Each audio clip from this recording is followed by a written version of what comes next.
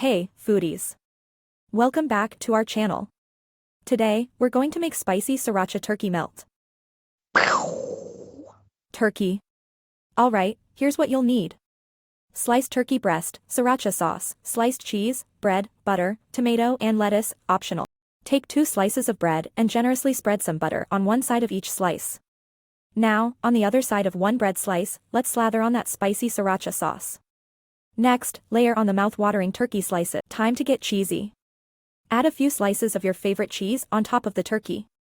For a refreshing touch, add some sliced tomatoes and crisp lettuce leaves to balance out that heat. And now, the grand finale.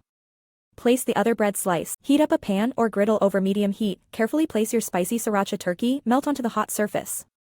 Keep an eye on it and flip when it's golden brown and the cheese is melting to perfection. And there you have it, our spicy sriracha turkey melt is ready to be devoured. Don't forget to hit that like button, subscribe to our channel, and let us know in the comments how you like to spice up your sandwiches.